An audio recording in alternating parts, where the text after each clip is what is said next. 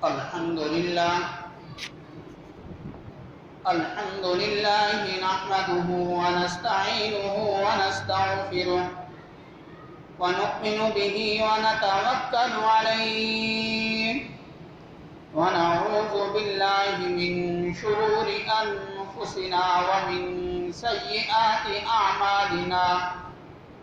من يهده الله فلا مضل له ومن يضلل فلا هادي له ونشهد أن سيدنا ومولانا وسندنا محمدا عبده ورسوله أما بعد فأعوذ بالله من الشيطان الرجيم بسم الله الرحمن الرحيم أولئك على هدى من ربهم وأولئك هم المفلحون وقال الله تبارك وتعالى في مقام آخر رضي الله عنهم ورضوا عنه ذلك لمن خشي ربه صدق الله العلي العظيم وصدق رسوله النبي الكريم ونحن على ذلك لمن الشاهدين والشاكرين والحمد لله رب العالمين. درود شریف پڑھیں. اللهم صل على محمد وعلى آل محمد كما صليت على إبراهيم وعلى آل إبراهيم إنك حميد مجيد. اللهم بارك على محمد وعلى آل محمد كما باركت على إبراهيم وعلى آل إبراهيم إنك حميد مجيد.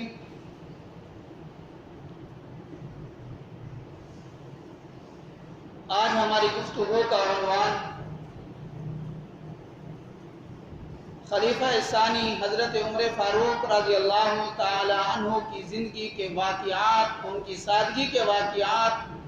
ان کے عدل و انصاف کے واقعات اور ان کی کرامات کو بیان کرنا ہے.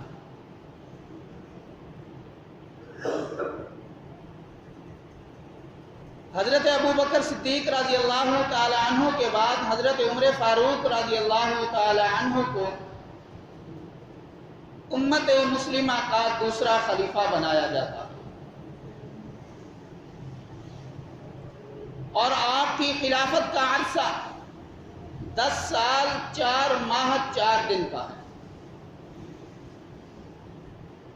اور آپ کے دور حکومت کے اندر، آپ کے دور خلافت کے اندر جو اسلامی سلطنت کا جو پرچم لہرا 22 لاکھ مربع میل پر اسلامی سلطنت کا پرچم لہرایا.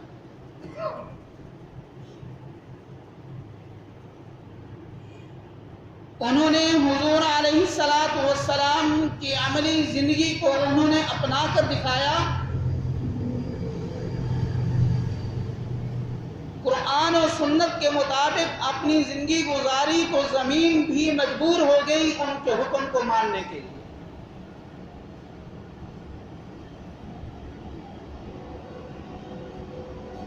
انہوں نے جس طرح قرآن و سنت کی پیروی کی، ہوا بھی ان کا حکم ماننے کو تیار، آگ بھی ان کا حکم ماننے کو تیار، اور زمین بھی ان کا حکم ماننے کو تیار، اور دریا بھی ان کا حکم ماننے کو تیار.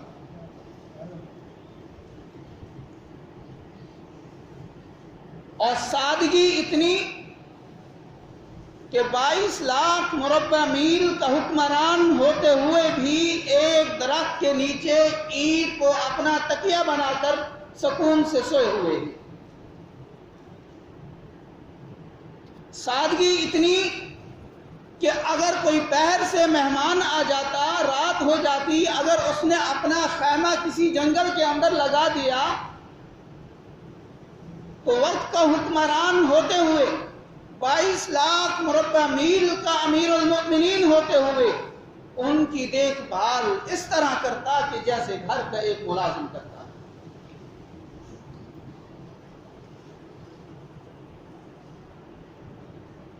روم کی طرف سے ایک آدمی آیا،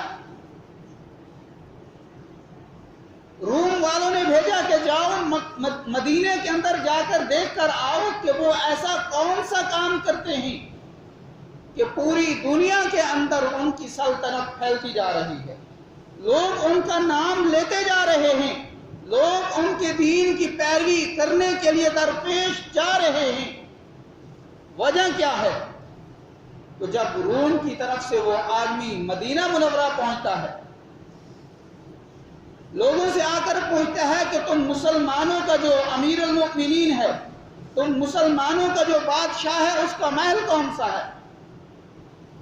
تو انہوں نے کہا محل تو اس کا کوئی نہیں ہے، مسجد نبوی میں چلے جائیں تو یا وہ وہیں پر ہوں گے، یا بیت المال کے اونٹوں کی دیکھ بھال کر رہے ہوں گے، یا پھر جنت البقیع کے کسی درخت کے اندر سوئے ہوئے ہوں گے۔ تو وہ آدمی مسجد نبوی کے اندر گیا، دیکھا تو وہاں پر نہیں، پھر بیت المال کے اونٹوں کی نگرانی کے لیے دیکھنے کے لیے آیا کہ شاید کہیں پر ہوں، لیکن وہاں پر ہی نہیں، لیکن جنت البقیع کے پاس ایک درخت کے نیچے اینٹ کو اپنا تکیہ بنا کر سکون سے سوئے ہوئے۔ تو اس نے کہا کہ آپ وقت کے بادشاہ ہو کر جس کے نام سے کیسر و کسرا کانپتا ہے، وہ صرف اینٹ پر سر رکھ کے سکون کی نیند کر رہا ہے۔ تو اس نے کہا کہ آپ نے لوگوں کے درمیان عدل و انصاف قائم کیا تو آپ اینٹ پر سر رکھ کے سکون سے سو رہے ہیں، اور ہم نے لوگوں کے حق مارے، لوگوں کے درمیان انصاف قائم نہیں کیا، اور ہم بند کمروں کے اندر محفوظ ہوتے ہوئے بھی ہمیں سکون کی نیند نہیں آتی۔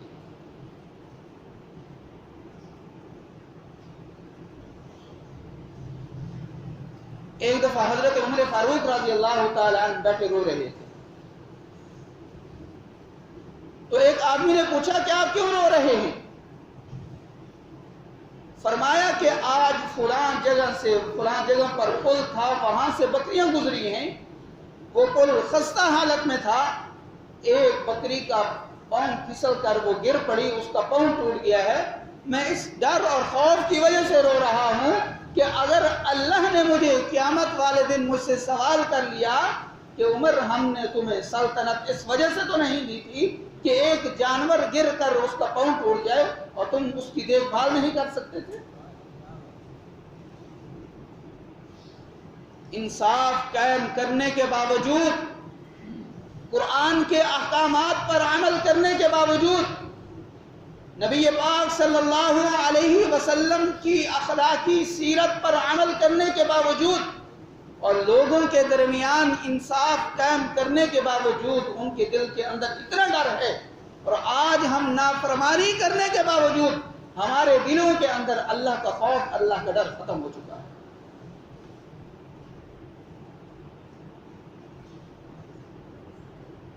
حضرت عمر فاروق رضی اللہ تعالی عنہ کی کچھ ایسی کرامات تھی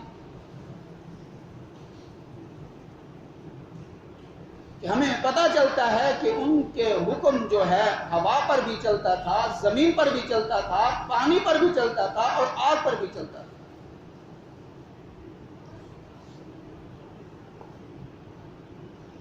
روایات میں آتا ہے کہ ایک پہاڑ سے ایک آگ پھوٹی، لوگوں نے حضرت عمر فاروق رضی اللہ تعالی عنہ کے پاس آ کر اپنی گزارش پیش کی تو انہوں نے اپنی وہ قمیض اتار کر دی جس پر 17 پیوند لگے ہوئے تھے، اور کہا کہ جس طرف آگ جائے تو اس طرف اس قمیض کو کر دینا اور آگ کو دھکیلتے جانا، تو آگ آپ کی جگہ پر جا کر واپس چلی جائے گی۔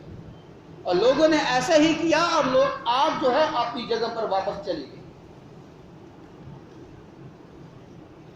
دریائے نیل جو مصر کے اندر ہے، جب مسلمانوں نے مصر کو فتح کیا، حضرت عمر بن عاص رضی اللہ تعالی عنہ وہاں کے حاکم بنے، تو دریائے نیل خشک تھا، فصلیں خشک تھیں، فصلیں تباہ و برباد ہو رہی تھیں، وہاں پر قحط سالی تھی، تو وہاں پر رواج یہ تھا کہ ایک نوجوان لڑکی کو اچھی طرح تیار کر کے اس دریا کے حوالے کر دیا جاتا تھا۔ تو حضرت عمر بن عاص رضی اللہ تعالی عنہ نے وہاں سے معلومات لی، تو پھر حضرت عمر بن عاص رضی اللہ تعالی عنہ نے حضرت عمر فاروق رضی اللہ تعالی عنہ کو خط لکھا کہ یہاں پر اس طرح کی رسم و رواج ہیں، لیکن ہمارا دین، ہماری شریعت اس چیز کی اجازت نہیں دیتے، تو آپ کیا فرماتے ہیں کہ کیا ان رسم و رواج کو چلنے دیں یا پھر آپ کی طرف سے کوئی اور حکم ہوگا؟ تو حضرت عمر فاروق رضی اللہ تعالی عنہ ایک خط لکھ کر بھیجتے ہیں، بسم اللہ الرحمن الرحیم، عمر بن خطاب کی طرف سے دریائے نیل کے نام۔ آگے لکھا کہ اگر اے دریائے نیل، اگر تم اللہ کی مرضی کے مطابق بہتے ہو، اگر اللہ کے حکم کے مطابق بہتے ہو تو پھر تم بہو، اگر تم اللہ کے حکم کے مطابق نہیں بہتے، اگر تم اپنی مرضی کے مطابق بہتے ہو تو پھر ہمیں تمہاری کوئی ضرورت نہیں۔ پھر وہ خط دیا کیا کہ اس خط کو اس دریا کے اندر ڈال دو، تو جیسے ہی وہ خط اس دریا کے اندر ڈالا گیا تو وہاں سے پانی جاری ہو گیا۔ اور روایات کے اندر آتا ہے کہ جہاں پر حضرت عمر فاروق رضی اللہ تعالی عنہ کا خط ڈالا گیا تھا تو وہاں سے آج تک پانی تھوڑا بھی کم نہیں ہوا۔ دریاؤں کے اندر ایک جیسا پانی نہیں رہتا، کبھی بعض اوقات ایسے حالات بھی آتے ہیں کہ پانی کم ہو جاتا ہے، باقی جگہ سے تو پانی کم ہوتا رہا، لیکن جہاں پر حضرت عمر فاروق رضی اللہ تعالی عنہ کا خط ڈالا گیا تھا تو روایات کے اندر آتا ہے وہاں سے اس وقت سے لے کر آج تک وہاں سے پانی ایک قطرہ بھی کم نہیں ہوا۔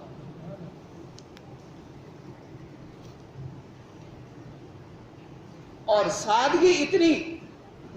کہ اگر کوئی ضرورت مند ہوتا، رات کے وقت اگر کسی جنگل کے اندر، کسی مدینہ کے باہر کسی گلی کے اندر بھی اس نے اپنا خیمہ لگایا ہوا ہوتا تو حضرت عمر فاروق رضی اللہ تعالی عنہ اس کی اس طرح دیکھ بھال کرتے جیسے کوئی گھر کا نوکر اس کی دیکھ بھال کرتا ہے۔ دن کے وقت لوگوں کی گفتگو سنتے تھے، لوگوں کے مسائل سنتے تھے، اور رات کے وقت پورے مدینہ کے اندر چکر لگاتے تھے۔ جو مجاہدین جو اللہ کے راستے میں دین کی خدمت کے لیے جاتے، جو جہاد کے لیے جاتے، ان کے گھروں کی دیکھ بھال کیا کرتے تھے۔ کہتے ہیں کہ ایک بدو آدمی، دیہات کا رہنے والا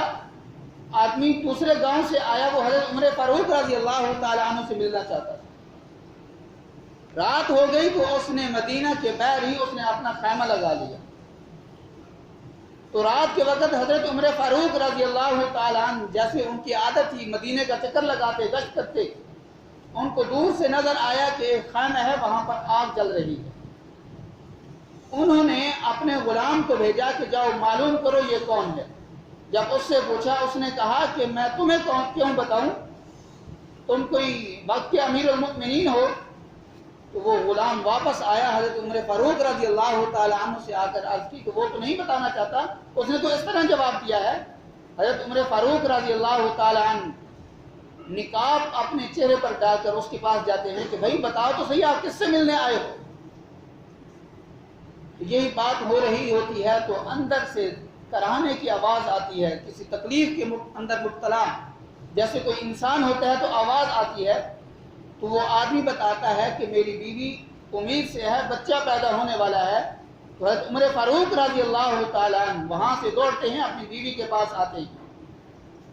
فرماتے ہیں کہ اگر تمہیں بہت بڑا اجر مل رہا ہو تو کیا تم وہ اجر لو گی؟ تو عمر فاروق رضی اللہ تعالیٰ عنہ کی بیوی کہتی ہیں کہ میں وہ اجر ضرور لوں گی۔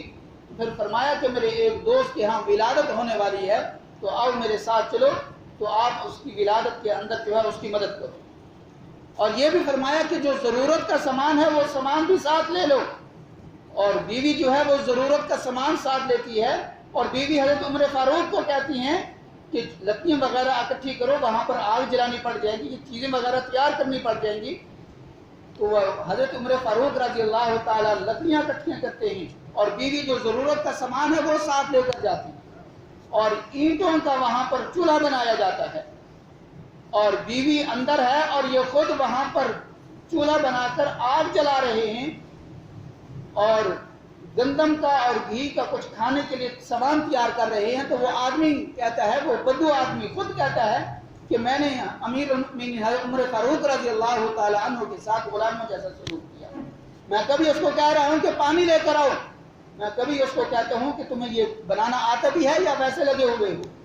آگے سے عمر فاروق رضی اللہ تعالیٰ عنہ یہی فرماتے کوشش کر رہا ہوں تیار ہو جائے گا.